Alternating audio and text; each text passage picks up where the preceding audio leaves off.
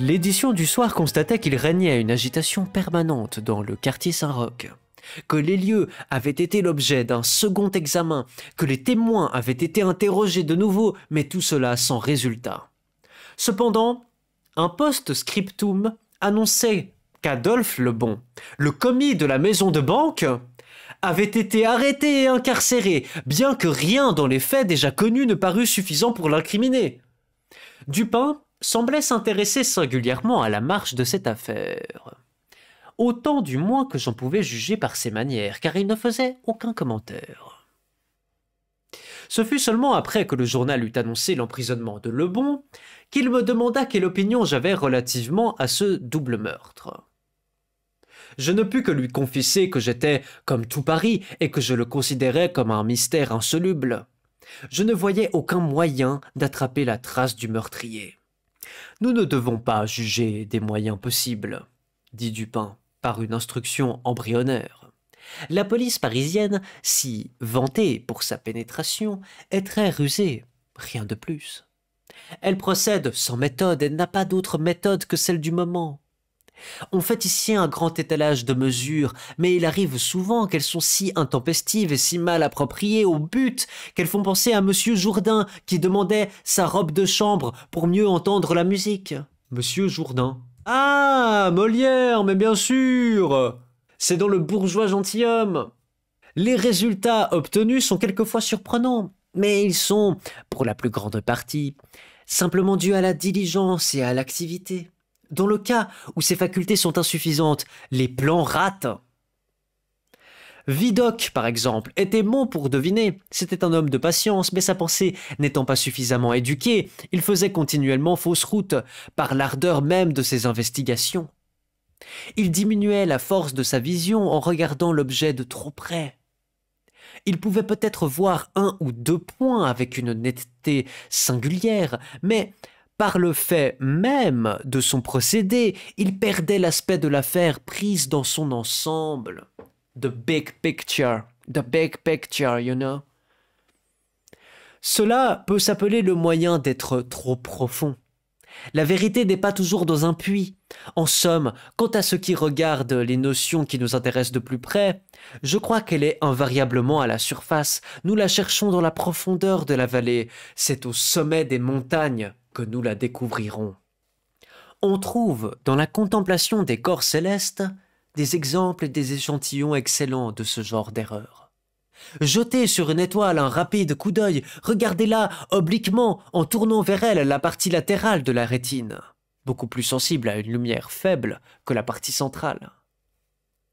Et vous verrez l'étoile distinctement. Vous aurez l'appréciation la plus juste de son éclat, éclat qui s'obscurcit à proportion que vous dirigez votre point de vue en plein sur elle. Dans le dernier cas, il tombe sur l'œil un plus grand nombre de rayons. Mais dans le premier, il y a une réceptibilité plus complète, une susceptibilité beaucoup plus vive. Une profondeur outrée affaiblit la pensée et la rend perplexe.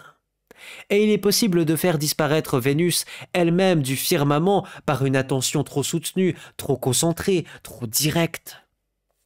Quant à cet assassinat, faisons nous-mêmes un examen avant de nous former une opinion. Une enquête nous procurera de l'amusement. Je trouvais cette expression bizarre, appliquée au cas en question, mais je ne dis mot. Et en outre, Lebon m'a rendu un service pour lequel je ne veux pas me montrer ingrat. Nous irons sur les lieux, nous les examinerons de nos propres yeux. Je connais G, le préfet de police, et nous obtiendrons sans peine l'autorisation nécessaire. L'autorisation fut accordée, et nous allâmes tout droit à la rue Morgue. C'est un de ces misérables passages qui relient la rue Richelieu à la rue Saint-Roch. C'était dans l'après-midi et il était déjà tard quand nous y arrivâmes, car ce quartier est situé à une grande distance de celui que nous habitions. Nous trouvâmes bien vite la maison, car il y avait une multitude de gens qui contemplaient de l'autre côté de la rue les volets fermés avec une curiosité badaude. Les badauds, c'est un groupement de gens, quoi. Hein. C'était une maison comme toutes les maisons de Paris, avec une porte cochère, et sur l'un des côtés, une niche vitrée avec un carreau mobile représentant la loge du concierge. Avant d'entrer, nous remontâmes la rue, nous tournâmes dans une allée, et nous passâmes ainsi sur les derrières de la maison. Dupin, pendant ce temps, examinait tous les alentours, aussi bien que la maison, avec une attention minutieuse dont je ne pouvais pas deviner l'objet. Nous revînmes sur nos pas vers la façade de la maison, nous sonnâmes, nous montrâmes notre pouvoir, et les agents nous permirent d'entrer. Nous montâmes jusqu'à la chambre où on avait trouvé le corps de mademoiselle L'Espanay et où gisaient encore les 2 cadavres. Le désordre de la chambre avait été respecté, comme cela se pratique en pareil cas. J'espère qu'ils n'ont rien touché, bordel. Je ne vis rien de plus que ce qu'avait constaté la Gazette des tribunaux. Dupin analysait minutieusement toutes choses, sans en excepter les corps des victimes.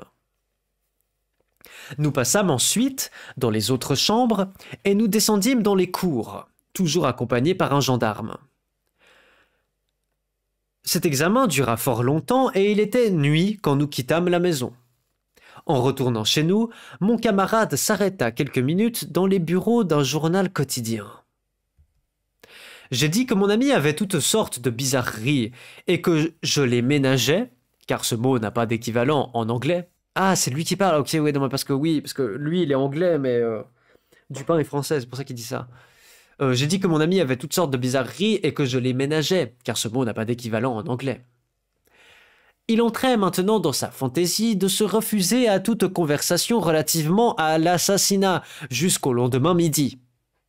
Ce fut alors qu'il me demanda brusquement si j'avais remarqué quelque chose de particulier sur le théâtre du crime. Il y eut, dans sa manière de prononcer le mot « particulier », un accent qui me donna le frisson sans que je susse pourquoi. « Non, rien de particulier, dis-je. Rien d'autre, du moins, que ce que nous avons lu tous deux dans le journal. » La Gazette, reprit-il, n'a pas, je le crains, pénétré l'horreur insolite de l'affaire. Mais laissons là les opinions niaises de ce papier. Il me semble que le mystère est considéré comme insoluble, par la raison même qui devrait le faire regarder comme facile à résoudre. Je veux parler du caractère excessif sous lequel il apparaît. Les gens de police sont confondus par l'absence apparente de motifs légitimant non le meurtre en lui-même, mais l'atrocité du meurtre. Ils sont embarrassés aussi par l'impossibilité apparente de concilier les voix qui se disputaient avec ce fait qu'on a trouvé en haut de l'escalier d'autres personnes que mademoiselle L'Espanay, assassinée, et qu'il n'y avait aucun moyen de sortir sans être vu des gens qui montaient l'escalier. L'étrange désordre de la chambre, le corps fourré, la tête en bas dans la cheminée, l'effrayante mutilation du corps de la vieille dame, ces considérations, jointes à celles que j'ai mentionnées et à d'autres dont je n'ai pas besoin de parler, ont suffi pour paralyser l'action des agents du ministère et pour dérouter complètement leur perspicacité si vantée. On reconnaît dans la manière d'expliquer les choses un mépris un peu à la Sherlock. Ce truc de... Évidemment, ils sont contentés de se buter devant ces détails. Évidemment que nous aussi, on est comme les policiers. Hein. On bute devant les mêmes problèmes. Tandis que lui, il voit au-delà de ça. Et on ressent exactement le même procédé. C'est vraiment, mais exactement le même procédé que Sherlock Holmes. Hein. Dans la manière d'expliquer ce genre de truc. Ah, c'est fou. Ils ont commis la très grosse et très commune faute de confondre l'extraordinaire avec l'abstru. L'abstru. Abstru, abstrait, difficile à comprendre, obscur, abscon. Mais c'est justement en suivant ces déviations du cours ordinaire de la nature que la raison trouvera son chemin, si la chose est possible, et marchera vers la vérité. Dans les investigations du genre de celles qui nous occupent, il ne faut pas tant se demander comment les choses se sont passées qu'étudier en quoi elles se distinguent de tout ce qui est arrivé jusqu'à présent. Bref, la facilité avec laquelle j'arriverai, ou je suis déjà arrivé, à la solution du mystère est en raison directe de son insolubilité apparente aux yeux de la police. Je fixai mon homme avec un étonnement muet. J'attends maintenant continua-t-il en jetant un regard sur la porte de notre chambre, j'attends un individu qui, bien qu'il ne soit peut-être pas l'auteur de cette boucherie, doit se trouver en partie impliqué dans sa perpétration. Il est probable qu'il est innocent de la partie atroce du crime. J'espère ne pas me tromper dans cette hypothèse, car c'est sur cette hypothèse que je fonde l'espérance de déchiffrer l'énigme entière. J'attends l'homme ici, dans cette chambre, d'une minute à l'autre. Il est vrai qu'il peut fort bien ne pas venir, mais il y a quelques probabilités pour qu'il vienne. S'il vient, il sera nécessaire de le garder. Voici des pistolets, et nous savons tous deux à quoi ils servent quand l'occasion l'exige. Putain, c'est parti vite en besogne, là. Hein. Au début, c'était deux potes qui étaient tout ravis de choisir le même bouquin. Puis là, on est sur enquête pour meurtre, aller sur le lieu du crime, et carrément avoir des pistolets parce qu'on pense qu'un des complices va se pointer dans leur baraque. Putain, c'est trop bien, j'adore. Je pris les pistolets sans trop savoir ce que je faisais, pouvant à peine en croire mes oreilles, pendant que Dupin continuait à peu près comme dans un monologue. J'ai déjà parlé de ses manières distraites dans ces moments-là. Son discours s'adressait à moi, mais sa voix, quoique montée à un diapason fort ordinaire, avait cette intonation que l'on prend d'habitude en parlant à quelqu'un placé à une grande distance. Ses yeux, d'une expression vague, ne regardaient que le mur. Les voix qui se disputaient, disait-il, les voix entendues par les gens qui montaient l'escalier, n'étaient pas celles de ces malheureuses femmes. Cela est plus que prouvé par l'évidence. Cela nous débarrasse pleinement de la question de savoir si la vieille dame aurait assassiné sa fille et se serait ensuite suicidée. Je ne parle de ce cas que par amour de la méthode, car la force de madame L'Espanais eût été absolument insuffisante pour introduire le corps de sa fille dans la cheminée de la façon où l'on a découvert. Et la nature des blessures trouvées sur sa propre personne exclut entièrement l'idée de suicide. Le meurtre a donc été commis par des tiers, et les voix de ces tiers sont celles qu'on a entendues se quereller. Ok. Permettez-moi maintenant d'appeler votre attention non pas sur les dépositions relatives à ces voix, mais sur ce qu'il y a de particulier dans ces dépositions. Y avez-vous remarqué quelque chose de particulier ? Je remarquai que pendant que tous les témoins s'accordaient à considérer la grosse voix comme étant celle d'un Français, il y avait un grand désaccord relativement à la voix aiguë, ou, comme l'avait défini un seul individu, à la voix âpre. Cela constitue l'évidence, dit Dupin, mais non la particularité de l'évidence. Vous n'avez rien observé de distinctif. Cependant, il y avait quelque chose à observer. Les témoins, remarquez-le bien, sont d'accord sur la grosse voix. Là-dessus, il y a unanimité. Mais relativement à la voix aiguë, il y a une particularité. Elle ne consiste pas dans leur désaccord, mais en ceci que, quand un Italien, un Anglais, un Espagnol, un Hollandais essaient de la décrire, chacun en parle comme d'une voix d'étranger. Chacun est sûr que ce n'était pas la voix d'un de ses compatriotes. Chacun la compare, non pas à la voix d'un individu dont la langue lui serait familière, mais justement au contraire. Le Français présume que c'était une voix d'Espagnol, et il aurait pu distinguer quelques mots s'il était familiarisé avec l'espagnol. Le Hollandais affirme que c'était la voix d'un Français, mais il est établi que le témoin, ne sachant pas le français, a été interrogé par le canal d'un interprète. L'Anglais pense que c'était la voix d'un Allemand, et il n'entend pas l'allemand. L'Espagnol est positivement sûr que c'était la voix d'un Anglais, mais il en juge uniquement par l'intonation, car il n'a aucune connaissance de l'anglais. L'Italien croit à une voix de Russe, mais il n'a jamais causé avec une personne native de Russie. Un autre Français, cependant, diffère du premier, et il est certain que c'était une voix d'Italien. Mais n'ayant pas la connaissance de cette langue, il fait comme l'Espagnol, il tire sa certitude de l'intonation. Or, cette voix était donc bien insolite et bien étrange qu'on ne put obtenir à son égard que de pareils témoignages. Une voix dans les intonations de laquelle des citoyens des 5 grandes parties de l'Europe n'ont rien pu reconnaître qu'il leur fût familier.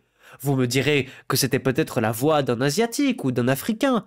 Les Africains et les Asiatiques n'abondent pas à Paris, mais sans nier la possibilité du cas, j'appellerai simplement votre attention sur 3 points. Un témoin dépeint la voix ainsi, plutôt âpre qu'aiguë. 2 autres en parlent comme d'une voix brève et saccadée. Ces témoins n'ont distingué aucune parole, aucun son ressemblant à des paroles. Je ne sais pas, continua Dupin, quelle impression j'ai pu faire sur votre entendement, mais je n'hésite pas à affirmer qu'on peut tirer des déductions légitimes de cette partie même des dépositions, la partie relative aux 2 voix. La grosse voix et la voix aiguë, très suffisante en elle-même pour créer un soupçon qui indiquerait la route dans toute investigation ultérieure du mystère. J'ai dit déduction légitime, mais cette expression ne rend pas complètement ma pensée. Je voulais faire entendre que ces déductions sont les seules convenables, et que ce soupçon en surgit inévitablement comme le seul résultat possible. Cependant, de quelle nature est ce soupçon? Je ne vous le dirai pas immédiatement. Je désire simplement vous démontrer que ce soupçon était plus que suffisant pour donner un caractère décidé, une tendance positive à l'enquête que je voulais faire dans la chambre. Maintenant, transportons-nous en imagination dans cette chambre. Quel sera le premier objet de notre recherche? Les moyens d'évasion employés par les meurtriers. Nous pouvons affirmer, n'est-ce pas, que nous ne croyons ni l'un ni l'autre aux événements surnaturels. Mesdames l'Espanais n'ont pas été assassinées par les esprits. Les auteurs du meurtre étaient des êtres matériels, ils ont fui matériellement. Oui, je pense qu'on est d'accord là-dessus. Or, comment? Heureusement, il n'y a qu'une manière de raisonner sur ce point. Et cette manière nous conduira à une conclusion positive. Examinons donc un à un les moyens possibles d'évasion. Il est clair que les assassins étaient dans la chambre où l'on a trouvé mademoiselle L'Espanais, ou au moins dans la chambre adjacente quand la foule a monté l'escalier. Ce n'est donc que dans ces 2 chambres que nous avons à chercher des issues. La police a levé les parquets, ouvert les plafonds, sondé la maçonnerie des murs. Aucune issue secrète n'a pu échapper à sa perspicacité, mais je ne me suis pas fié à ses yeux et j'ai examiné avec les miens. Il n'y a réellement pas d'issue secrète. Les 2 portes qui conduisent des chambres dans le corridor étaient solidement fermées et les clés en dedans. Voyons les cheminées. Celles-ci, qui sont d'une largeur ordinaire jusqu'à une distance de 8 ou 10 pieds au-dessus du foyer, ne livreraient pas au-delà un passage suffisant à un gros chat. L'impossibilité de la fuite, du moins par les voies ci-dessus indiquées, étant donc absolument établie, nous en sommes réduits aux fenêtres. Personne n'a pu fuir par celle de la chambre du devant, sans être vu par la foule du dehors. Il a donc fallu que les meurtriers s'échappassent par celle de la chambre de derrière. Maintenant, amenés, comme nous le sommes, à cette conclusion par des déductions aussi irréfragables, nous n'avons pas le droit, en tant que raisonneurs, de la rejeter en raison de son apparente impossibilité. Il ne nous reste donc qu'à démontrer que cette impossibilité apparente n'existe pas en réalité. Irréfragable. Qu'on ne peut contredire. Qu'on ne peut récuser. Il y a 2 fenêtres dans la chambre. L'une des 2 n'est pas obstruée par l'ameublement et est restée entièrement visible. La partie inférieure de l'autre est cachée par le chevet du lit qui est fort massif et qui est poussé tout contre. On a constaté que la première était solidement assujettie en dedans. Elle a résisté aux efforts les plus violents de ceux qui ont essayé de la lever. On avait percé dans son châssis à gauche un grand trou avec une vrille et on y trouva un gros clou enfoncé presque jusqu'à la tête. En examinant l'autre fenêtre, on y a trouvé fiché un clou semblable, et un vigoureux effort pour lever le châssis n'a pas eu plus de succès que de l'autre côté. La police était dès lors pleinement convaincue qu'aucune fuite n'avait pu s'effectuer par ce chemin. Il fut donc considéré comme superflu de retirer les clous et d'ouvrir les fenêtres. Mon examen fut un peu plus minutieux, et cela par la raison que je vous ai donnée tout à l'heure. C'était le cas, je le savais, où il fallait démontrer que l'impossibilité n'était qu'apparente. Je continuais à raisonner ainsi. A posteriori, les meurtriers s'étaient évadés par l'une de ces fenêtres. Cela étant, ils ne pouvaient pas avoir réassujetti les châssis en dedans, comme on les a trouvés. Bah non, ils peuvent pas en même temps sortir, puis en même temps retourner à l'intérieur pour fermer les fenêtres pour mieux ressortir. C'est pas possible, hein. À moins qu'il soit possible de traverser les murs, mais c'est pas le cas. Cela étant, ils ne pouvaient pas avoir réassujetti les châssis en dedans comme on les a trouvés, considération qui, par son évidence, a borné les recherches de la police dans ce sens-là. Cependant, ces châssis étaient bien fermés. Il faut donc qu'ils puissent se fermer d'eux-mêmes. Il n'y avait pas moyen d'échapper à cette conclusion. J'allais droit à la fenêtre non bouchée, je retirai le clou avec quelques difficultés et j'essayai de lever le châssis. Il a résisté à tous mes efforts, comme je m'y attendais. Il y avait donc, j'en étais sûr maintenant, un ressort caché. Et ce fait, corroborant mon idée, me convainquit au moins de la justesse de mes prémices, quelque mystérieuses que m'apparussent toujours les circonstances relatives au clou. Un examen minutieux me fit bientôt découvrir le ressort secret. Je le poussai, et satisfait de ma découverte, je m'abstins de lever le châssis. Je remis alors le clou en place et l'examinai attentivement. Une personne passant par la fenêtre pouvait l'avoir refermée, et le ressort aurait fait son office, mais le clou n'aurait pas été replacé. Cette conclusion était nette et rétrécissait encore le champ de mes investigations. Il fallait que les assassins se fussent enfuis par l'autre fenêtre. Ouais, parce qu'ils n'auraient pas pu remettre le clou. En supposant donc que les ressorts des deux croisées fussent semblables, comme il était probable, il fallait cependant trouver une différence dans les clous, au moins dans la manière dont ils avaient été fixés. Je montai sur le fond de sangle du lit. C'est compliqué, hein. Et je regardais minutieusement l'autre fenêtre par-dessus le chevet du lit. Je passai ma main derrière, je découvris aisément le ressort et je le fis jouer. Il était, comme je l'avais deviné, identique au premier. Alors, j'examinai le clou. Il était aussi gros que l'autre et fixé de la même manière, enfoncé presque jusqu'à la tête. Vous direz que j'étais embarrassé, mais si vous avez une pareille pensée, c'est que vous vous êtes mépris sur la nature de mes inductions. Petit con. Pour me servir d'un terme de jeu, je n'avais pas commis une seule faute. Je n'avais pas perdu la piste un seul instant. Il n'y avait pas une lacune d'un anneau à la chaîne. J'avais suivi le secret jusque dans sa dernière phase. Et cette phase, c'était le clou.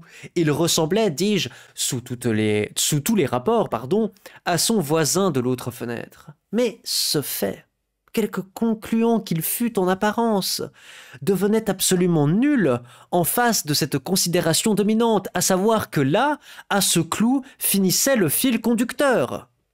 Il faut, me dis-je, qu'il y ait dans ce clou quelque chose de défectueux. Je le touchai, et la tête, avec un petit morceau de la tige, un quart de pouce environ, me resta dans les doigts. Le reste de la tige était dans le trou où elle s'était cassée. Cette fracture était fort ancienne, car les bords étaient incrustés de rouille. Et elle avait été opérée par un coup de marteau qui avait enfoncé en partie la tête du clou dans le fond du châssis. Je rajustai soigneusement la tête avec le morceau qui la continuait, et le tout figura un clou intact. La fissure était inappréciable. Je pressai le ressort, je levai doucement la croisée de quelques pouces, la tête du clou vint avec elle, sans bouger de son trou. Je refermai la croisée, et le clou offrit de nouveau le semblant d'un clou complet. Jusqu'ici, l'énigme était débrouillée. L'assassin avait fui par la fenêtre qui touchait au lit. Qu'elle fût retombée d'elle-même après la fuite, ou qu'elle eût été fermée par une main humaine, elle était retenue par le ressort, et la police avait attribué cette résistance au clou. Aussi, toute enquête ultérieure avait été jugée superflue. La question maintenant était celle du mode de descente. Sur ce point, j'avais satisfait mon esprit dans notre promenade autour du bâtiment. À 5 pieds et demi environ de la fenêtre en question court une chaîne de paratonnerres. De cette chaîne, il eût été impossible à n'importe qui d'atteindre la fenêtre, à plus forte raison d'entrer. Toutefois, j'ai remarqué que les volets du 4e étage étaient du genre particulier que les menuisiers parisiens appellent ferrades, genre de volets fort peu usités aujourd'hui, mais qu'on rencontre fréquemment dans de vieilles maisons de Lyon et de Bordeaux. Ils sont faits comme une porte ordinaire, porte simple et non pas à double battant, à l'exception que la partie inférieure est façonnée à jour et très hissée, ce qui donne aux mains une excellente prise. Les ferrades, ça doit être ça. Hein. Ah, y a carrément des forums qui parlent de ça, du mot ferrade. Oh mon Dieu. En fait, c'est façonné à jour, j'imagine que c'est pas plein, c'est justement, il y a des trous façonnés à jour et en forme de treillis, ce qui donne justement une excellente prise. Dans le cas en question, ces volets sont larges de 3 bons pieds et demi. Quand nous les avons examinés du derrière de la maison, ils étaient tous les deux ouverts à moitié, c'est-à-dire qu'ils faisaient angle droit avec le mur. Il est présumable que la police a examiné comme moi les derrières du bâtiment, mais en regardant ces ferrades, dans le sens de leur largeur, comme elle les a vues inévitablement, elle n'a sans doute pas pris garde à cette largeur même, ou du moins, elle n'y a pas attaché l'importance nécessaire. En somme, les agents, quand il a été démontré pour eux que la fuite n'avait pu s'effectuer de ce côté, ne leur ont appliqué qu'un examen succinct. Toutefois, il était évident pour moi que le volet appartenant à la fenêtre située au chevet du lit, si on le supposait rabattu contre le mur, se trouverait à 2 pieds de la chaîne du paratonnerre. Il était clair aussi que, par l'effort d'une énergie et d'un courage insolites, on pouvait, à l'aide de la chaîne, avoir repéré une invasion par la fenêtre. Arrivé à cette distance de 2 pieds et demi, je suppose maintenant le volet complètement ouvert. Un voleur aurait pu trouver dans le treillage une prise solide. Il aurait pu, dès lors, en lâchant la chaîne, en assurant bien ses pieds contre le mur et en s'élançant vivement, tomber dans la chambre. Et attirer violemment le volet avec lui de manière à le fermer, en supposant toutefois la fenêtre ouverte à ce moment-là. Remarquez bien, je vous prie, que j'ai parlé d'une énergie très peu commune, nécessaire pour réussir dans une entreprise aussi difficile, aussi hasardeuse. Mon but est de vous prouver d'abord que la chose a pu se faire. En second lieu, et principalement, d'attirer votre attention sur le caractère très extraordinaire, presque surnaturel de l'agilité nécessaire pour l'accomplir. Vous direz sans doute, en vous servant de la langue judiciaire, que, pour donner ma preuve a fortiori, je devrais plutôt sous-évaluer l'énergie nécessaire dans ce cas que réclamer son exacte estimation. C'est peut-être la pratique des tribunaux, mais cela ne rentre pas dans les us de la raison. Mon objet final, c'est la vérité. Mon but actuel, c'est de vous induire à rapprocher cette énergie tout à fait insolite de cette voix particulière, de cette voix aiguë ou âpre, de cette voix saccadée dont la nationalité n'a pu être constatée par l'accord de 2 témoins et dans laquelle personne n'a saisi de mots articulés de syllabisation. À ces mots, une conception vague et embryonnaire de la pensée de Dupin passa dans mon esprit. Il me semblait être sur la limite de la compréhension sans pouvoir comprendre, comme les gens qui sont quelquefois sur le bord du souvenir et qui cependant ne parviennent pas à se rappeler. Mon ami continua son argumentation. « Vous voyez, dit-il, que j'ai transporté la question du mode de sortie au mode d'entrée. Il était dans mon plan de démontrer qu'elles se sont effectuées de la même manière et sur le même point.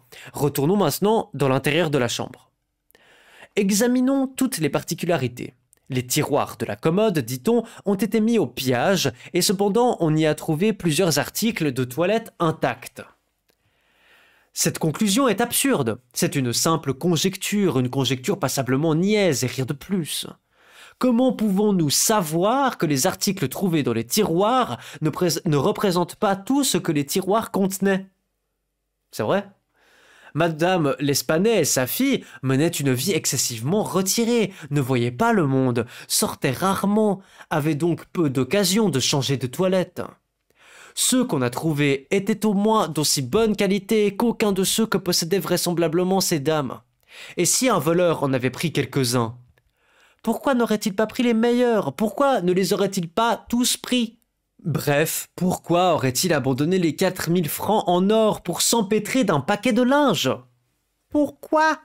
L'or a été abandonné. La presque totalité de la somme désignée par le banquier Mignot a été trouvée sur le parquet, dans les sacs. Ça n'a aucun sens. Je tiens donc à écarter de votre pensée l'idée saugrenue d'un intérêt, idée engendrée dans le cerveau de la police par les dépositions qui parlent d'argent délivré à la porte même de la maison. Des coïncidences 10 fois plus remarquables que celle-ci, la livraison de l'argent et le meurtre commis 3 jours après sur le propriétaire, se présentent dans chaque heure de notre vie sans attirer notre attention, même une minute.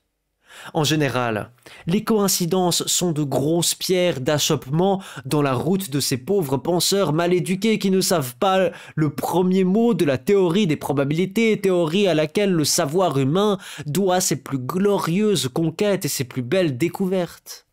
Dans le cas présent, si l'or avait disparu, le fait qu'il avait été délivré 3 jours auparavant créerait quelque chose de plus qu'une coïncidence. Cela corroborerait l'idée d'intérêt. Mais, dans les circonstances réelles où nous sommes placés, si nous supposons que l'or a été le mobile de l'attaque, il nous faut supposer ce criminel assez indécis et assez idiot pour oublier à la fois son or et le mobile qui l'a fait agir. Mettez donc bien dans votre esprit les points sur lesquels j'ai attiré votre attention. Cette voix particulière, cette agilité sans pareille, et cette absence frappante d'intérêt dans un meurtre aussi singulièrement atroce que celui-ci. Maintenant, examinons la boucherie en elle-même. Voilà une femme étranglée par la force des mains et introduite dans une cheminée, la tête en bas. Des assassins ordinaires n'emploient pas de pareils procédés pour tuer. Encore moins cachent-ils ainsi les cadavres de leurs victimes. Dans cette façon de fourrer le corps dans la cheminée, vous admettrez qu'il y a quelque chose d'excessif et de bizarre, quelque chose d'absolument inconciliable avec tout ce que nous connaissons en général des actions humaines, même en supposant que les auteurs fussent les plus pervertis des hommes. Songez aussi quelle force prodigieuse il a fallu pour pousser ce corps dans une pareille ouverture, et l'y pousser si puissamment que les efforts réunis de plusieurs personnes furent à peine suffisants pour l'en retirer. Portons maintenant notre attention sur d'autres indices de cette vigueur merveilleuse. Dans le foyer, on a trouvé des mèches de cheveux, des mèches très épaisses de cheveux gris. Ils ont été arrachés avec leurs racines. Vous savez quelle puissante force il faut pour arracher seulement de la tête 20 ou 30 cheveux à la fois. Vous avez vu les mèches en question aussi bien que moi. À leurs racines grumelées, affreux spectacle, adhéraient des fragments de cuir chevelu. Preuve certaine de la prodigieuse puissance qu'il a fallu déployer pour déraciner peut-être 500 000 cheveux d'un seul coup. Non seulement le cou de la vieille dame était coupé, mais la tête absolument séparée du corps. L'instrument était un simple rasoir. Je vous prie de remarquer cette férocité bestiale. Je ne parle pas des meurtrissures du corps de Madame L'Espanais. Monsieur Dumas et son honorable confrère, Monsieur Étienne, ont affirmé qu'elles avaient été produites par un instrument contondant. Et en cela, ces messieurs furent tout à fait dans le vrai. L'instrument contondant a été évidemment le pavé de la cour sur laquelle la victime est tombée de la fenêtre qui donne sur le lit. Cette idée, quelque simple qu'elle apparaisse maintenant, a échappé à la police par la même raison qu'il a empêché de remarquer la largeur des volets, parce que, grâce à la circonstance des clous, sa perception était hermétiquement bouchée à l'idée que les fenêtres eussent jamais pu être ouvertes. Si, maintenant, subsidiairement, vous avez convenablement réfléchi au désordre bizarre de la chambre, nous sommes allés assez avant pour combiner les idées d'une agilité merveilleuse, d'une férocité bestiale, d'une boucherie sans motif, d'une grotesquerie dans l'horrible absolument étrangère à l'humanité, et d'une voix dont l'accent est inconnu à l'oreille d'hommes de plusieurs nations, d'une voix dénuée de toute syllabisation distincte et intelligible. Or, pour vous, qu'en ressort-il ? Quelle impression ai-je faite sur votre imagination? Oh là, tu dois avoir un peu la pression, là, quand même. J'ai senti un frisson courir dans ma chair quand Dupin me fit cette question. Monsieur le professeur, c'est pas gentil. Un fou, dis-je, aura commis ce meurtre. Quelque maniaque furieux échappé à une maison de santé du voisinage. Pas trop mal, répliqua-t-il. Votre idée est presque applicable. Mais les voix des fous, même dans leur plus sauvage paroxysme, ne se sont jamais accordées avec ce qu'on dit de cette singulière voix entendue dans l'escalier. Les fous font partie d'une nation quelconque, et leur langage, pour incohérent qu'il soit dans les paroles, est toujours syllabifié. En outre, le cheveu d'un fou ne ressemble pas à celui que je tiens maintenant dans ma main. J'ai dégagé cette petite touffe des doigts rigides et crispés de Madame L'Espanais. Dites-moi ce que vous en pensez. Dupin, dis-je, complètement bouleversé. Ces cheveux sont bien extraordinaires. Ce ne sont pas là des cheveux humains. C'est le Yéti qui a fait le coup. Je n'ai pas affirmé qu'ils fussent tels, dit-il, mais avant de nous décider sur ce point, je désire que vous jetiez un coup d'œil sur le petit dessin que j'ai tracé sur ce bout de papier. C'est un fac-similé qui représente ce que certaines dépositions définissent les meurtrissures noirâtres et les profondes marques d'ongles trouvées sur le cou de mademoiselle L'Espanais, et que messieurs Dumas et Étienne appellent une série de taches livides évidemment causées par l'impression des doigts. Vous voyez, continua mon ami en déployant le papier sur la table, que ce dessin donne l'idée d'une poigne solide et ferme. Il n'y a pas d'apparence que les doigts aient glissé. Chaque doigt a gardé, peut-être jusqu'à la mort de la victime, la terrible prise qu'il s'était faite et dans laquelle il s'est moulé. Essayez maintenant de placer tous vos doigts en même temps, chacun dans la marque analogue que vous voyez. J'essayai, mais inutilement. Il est possible, dit Dupin, que nous ne fassions pas cette expérience d'une manière décisive. Le papier est déployé sur une surface plane, et la gorge humaine est cylindrique. Voici un rouleau de bois dont la circonférence est à peu près celle d'un cou. Étalez le dessin tout autour, et recommencez l'expérience. J'obéis, mais la difficulté fut encore plus évidente que la première fois. Ceci, dis-je, n'est pas la trace d'une main humaine. Maintenant, dit Dupin, lisez ce passage de Cuvier. Putain, il est partout, Cuvier. Cuvier, grand biologiste du 19e siècle. Tout simplement, hein. Cuvier, géologue, botaniste, ichtyologiste, donc les poissons, malacologie, archéologue, il a fait tous les métiers du monde, biologiste, quoi. Maintenant, dit Dupin, lisez ce passage de Cuvier. C'était l'histoire minutieuse, anatomique et descriptive du grand orang-outan fauve des îles de l'Inde orientale. Tout le monde connaît suffisamment la gigantesque stature, la force et l'agilité prodigieuse, la férocité sauvage et les facultés d'imitation de ce mammifère. Je compris d'un seul coup tout l'horrible du meurtre. Non mais attends, mais quoi? Quoi? La description des doigts, dis-je, quand j'eus fini la lecture, s'accorde parfaitement avec le dessin. Je vois qu'aucun animal, excepté un orang-outan et de l'espèce en question, n'aurait pu faire des marques telles que celles que vous avez dessinées. Cette touffe de poils fauves est aussi d'un caractère identique à celui de l'animal de Cuvier. Mais je ne me rends pas facilement compte des détails de cet effroyable mystère. D'ailleurs, on a entendu 2 voix se disputer, et l'une d'elles était incontestablement la voix d'un Français. C'est vrai. Et vous vous rappellerez une expression attribuée presque unanimement à cette voix. L'expression « Mon Dieu !» Ces mots dans les circonstances présentes, ont été caractérisés par l'un des témoins, Montani, le confiseur, comme exprimant un reproche et une remontrance. C'est donc sur ces 2 mots que j'ai fondé l'espérance de débrouiller complètement l'énigme. Un Français a eu connaissance du meurtre. Il est possible, il est même plus que probable, qu'il est innocent de toute participation à cette sanglante affaire. L'orang-outan a pu lui échapper. Il est possible qu'il ait suivi sa trace jusqu'à la chambre, mais que, dans les circonstances terribles qui ont suivi, il n'ait pu s'emparer de lui. L'animal est encore libre. Je ne poursuivrai pas ses conjectures, je n'ai pas le droit d'appeler ses idées d'un autre nom, puisque les ombres de réflexion qui leur servent de base sont d'une profondeur à peine suffisante pour être appréciées par ma propre raison, et que je ne prétendrais pas qu'elles fussent appréciables pour une autre intelligence. Nous les nommerons donc des conjectures, et nous ne les prendrons que pour telles. Si le Français en question est, comme je le suppose, innocent de cette atrocité, cette annonce que j'ai laissée hier au soir, pendant que nous retournions au logis dans les bureaux du journal Le Monde, feuille consacrée aux intérêts maritimes et très recherchée par les marins, l'amènera chez nous. Il me tendit un papier et je lus. Avis.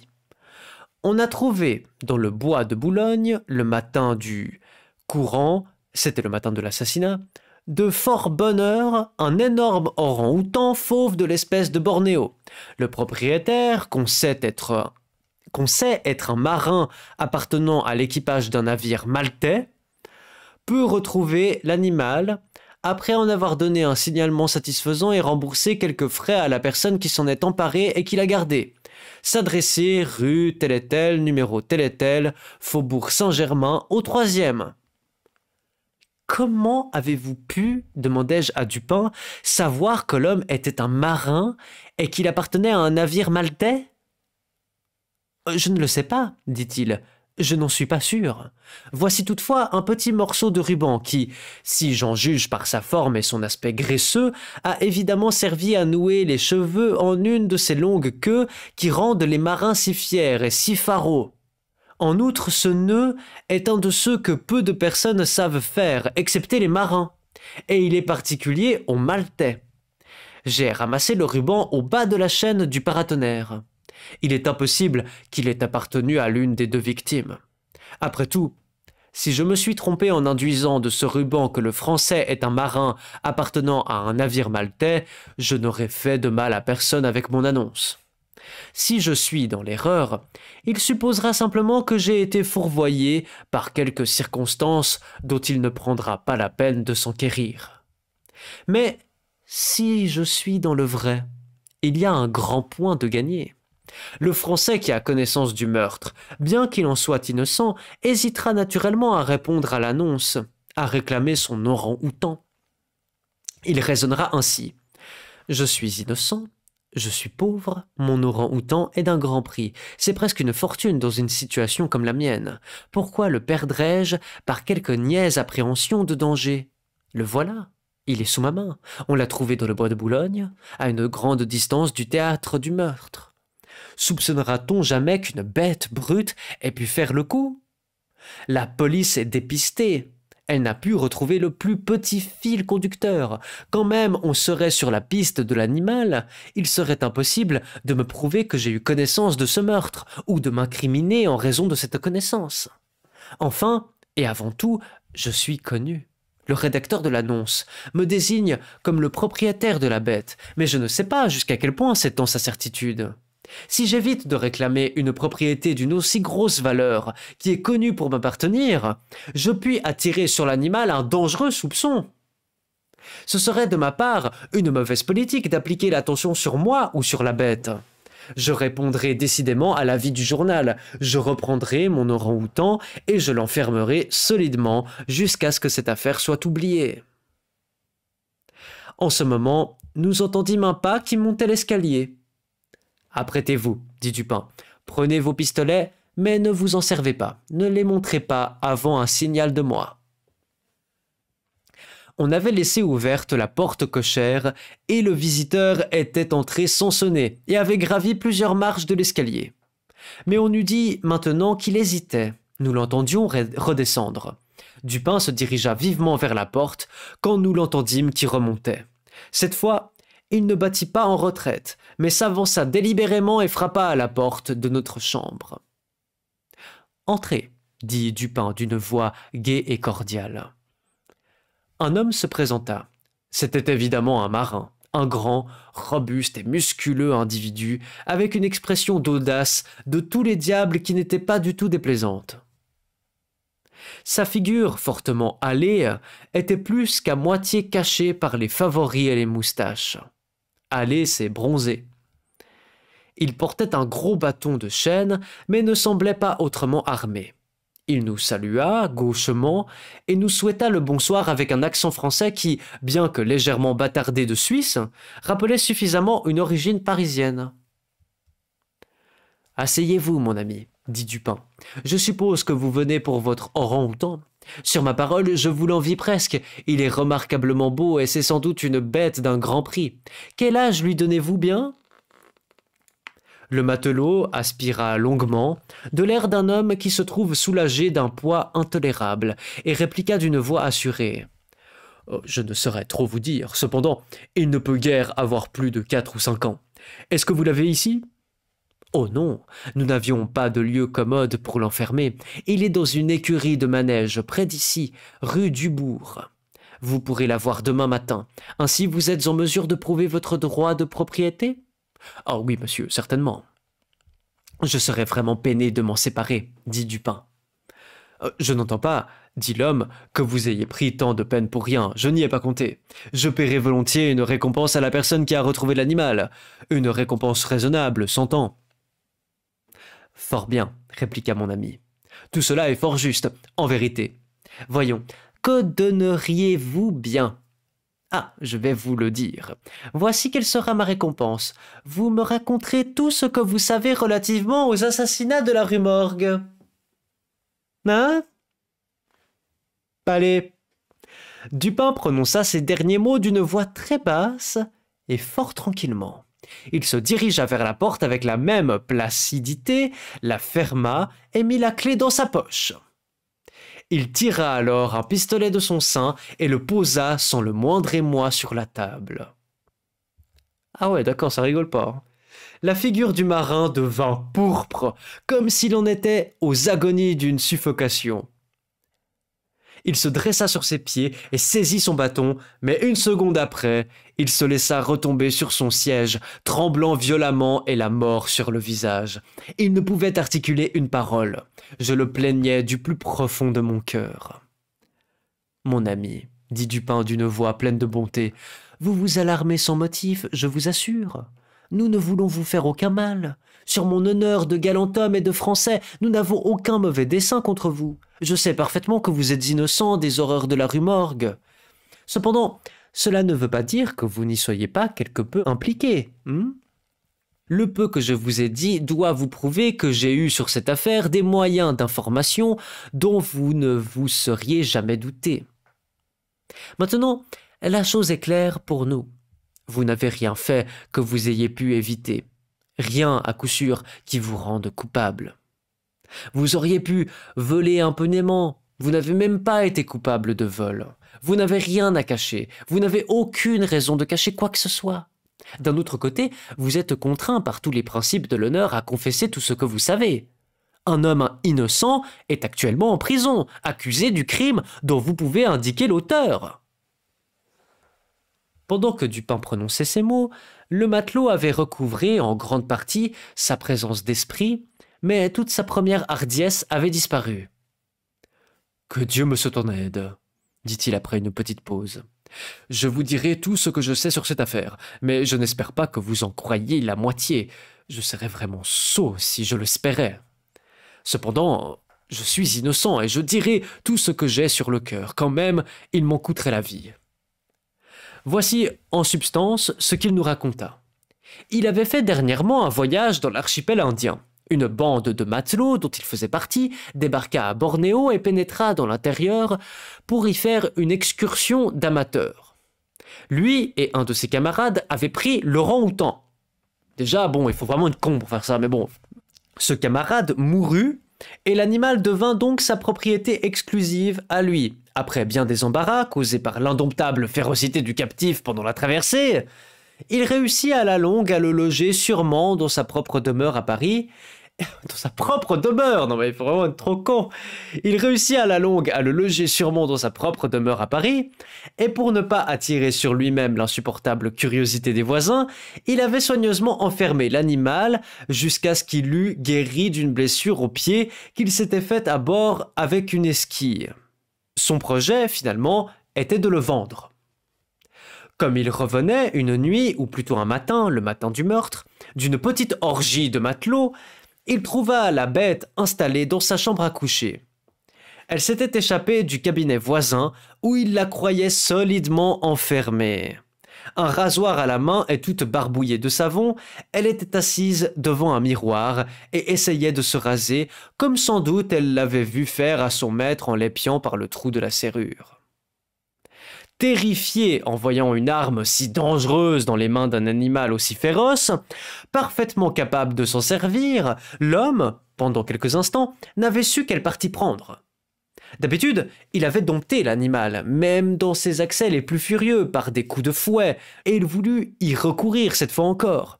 Mais en voyant le fouet, l'orang-outan bondit à travers la porte de la chambre, dégringola par les escaliers et profitant d'une fenêtre ouverte par malheur, il se jeta dans la rue. T'imagines si ça t'arrive, là, t'es pas bien. Là, t'es pas bien, tu te dis « Oula, oula là là là, je suis un peu dans la merde, hein !» Le Français, désespéré, poursuivit le singe. Celui-ci, tenant son rasoir d'une main, s'arrêtait de temps en temps, se retournait, faisait des grimaces à l'homme qui le poursuivait, jusqu'à qu'il se vit près d'être atteint, puis il reprenait sa course. Cette chasse dura ainsi un bon bout de temps. Les rues étaient profondément tranquilles, et il pouvait être 3 heures du matin. En traversant un passage derrière la rue Morgue, l'attention du fugitif fut attirée par une lumière qui partait de la fenêtre de Madame L'Espanais au 4e étage de sa maison. Il se précipita vers le mur, il aperçut la chaîne du paratonnerre, y grimpa avec une inconcevable agilité, saisit le volet qui était complètement rabattu contre le mur, et en s'appuyant dessus, il s'élança droit sur le chevet du lit. Toute cette gymnastique ne dura pas 1 minute. Le volet avait été repoussé contre le mur par le bond que l'orang-outan avait fait en se jetant dans la chambre. Cependant, le matelot était à la fois joyeux et inquiet. Il avait donc bonne espérance de ressaisir l'animal qui pouvait difficilement s'échapper de la trappe où il s'était aventuré et d'où on pouvait lui barrer la fuite. D'un autre côté, il y avait lieu d'être fort inquiet de ce qu'il pouvait faire dans la maison. Cette dernière réflexion incita l'homme à se remettre à la poursuite de son fugitif. Il n'est pas difficile pour un marin de grimper à une chaîne de paratonnerre, mais quand il fut arrivé à la hauteur de la fenêtre, située assez loin sur sa gauche, il se trouva fort empêché. Tout ce qu'il put faire de mieux fut de se dresser de manière à jeter un coup d'œil dans l'intérieur de la chambre. Mais ce qu'il vit lui fit presque lâcher prise dans l'excès de sa terreur. C'était alors que s'élevaient les horribles cris à travers le silence de la nuit, réveillèrent en sursaut les habitants de la rue Morgue. Madame L'Espanais et sa fille, vêtues de leur toilette de nuit, étaient sans doute occupées à ranger quelques papiers dans le coffret de fer dont il a été fait mention, et qui avait été traîné au milieu de la chambre. Il était ouvert et tout son contenu était éparpillé sur le parquet. Les victimes avaient sans doute le dos tourné à la fenêtre, et à en juger par le temps qui s'écoula entre l'invasion de la bête et les premiers cris, il est probable qu'elles ne l'aperçurent pas tout de suite. Le claquement du volet a pu être vraisemblablement attribué au vent. Quand le matelot regarda dans la chambre, le terrible animal avait empoigné madame L'Espanaye par ses cheveux qui étaient épars et qu'elle peignait, et il agitait le rasoir autour de sa figure en imitant les gestes d'un barbier. La fille était par terre immobile, elle s'était évanouie. Les cris et les efforts de la vieille dame, pendant lesquels les cheveux lui furent arrachés de la tête, eurent pour effet de changer en fureur les dispositions probablement pacifiques de l'orang-outan. D'un coup rapide de son bras musculeux, il sépara presque la tête du corps. La vue du sang transforma sa fureur en frénésie. Il grinçait des dents, il lançait du feu par les yeux. Il se jeta sur le corps de la jeune personne, il lui ensevelit ses griffes dans la gorge et les y laissa jusqu'à ce qu'elle fût morte. Ses yeux égarés et sauvages tombèrent en ce moment sur le chevet du lit, au-dessus duquel il put apercevoir la face de son maître, paralysée par l'horreur. La furie de la bête, qui sans aucun doute se souvenait du terrible fouet, se changea immédiatement en frayeur. Sachant bien qu'elle avait mérité un châtiment, elle semblait vouloir cacher les traces sanglantes de son action et bondissait à travers la chambre dans un accès d'agitation nerveuse, bousculant et brisant les meubles à chacun de ses mouvements et arrachant les matelas du lit. Finalement, elle s'empara du corps de la fille et le poussa dans la cheminée, dans la posture où elle fut trouvée, puis de celui de la vieille dame qu'elle précipita la tête la première à travers la fenêtre. Comme le singe s'approchait de la fenêtre avec son fardeau tout mutilé, le matelot épouvanté se baissa et se laissant couler le long de la chaîne sans précaution, il s'enfuit tout d'un trait jusque chez lui, redoutant les conséquences de cette atroce boucherie et dans sa terreur, abandonnant volontiers tout souci de la destinée de son orang-outan. Les voix entendues par les gens de l'escalier étaient ces exclamations d'horreur et d'effroi mêlées au glapissement diabolique de la bête. Je n'ai presque rien à ajouter. L'orang-outan s'était sans doute échappé de la chambre par la chaîne du paratonnerre juste avant que la porte fût enfoncée. En passant par la fenêtre, il l'avait évidemment refermée. Il fut rattrapé plus tard par le propriétaire lui-même, qui le vendit pour un bon prix au jardin des plantes. Le bon fut immédiatement relâché, après que nous eûmes raconté toutes les circonstances de l'affaire, assaisonnées de quelques commentaires de Dupin dans le cabinet même du préfet de police. Ce fonctionnaire, quelque bien disposé qu'il fût envers mon ami, ne pouvait pas absolument déguiser sa mauvaise humeur en voyant l'affaire prendre cette tournure et se laissa aller à un ou deux sarcasmes sur la manie des personnes qui se mêlaient de ses fonctions. « Laissez-le parler, » dit Dupin, qui n'avait pas jugé à propos de répliquer. « Laissez-le jaser, cela allégera sa conscience. Je suis content de l'avoir battu sur son propre terrain. Néanmoins, qu'il n'ait pas pu débrouiller ce mystère, il n'y a nullement lieu de s'en étonner, et cela est moins singulier qu'il ne le croit, car, en vérité, notre ami le préfet est un peu trop fin pour être profond.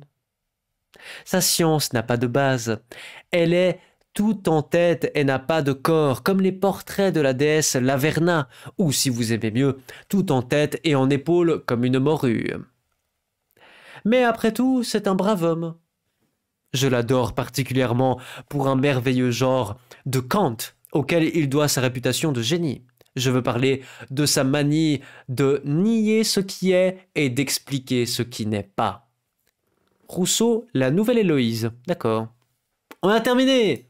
C'est la fin de cette magnifique nouvelle qui a pris une tournure exceptionnelle avec cet orang-outan qui est vraiment le meurtrier le meurtrier de cette affaire. Mais quelle histoire! Quelle histoire, quelle histoire!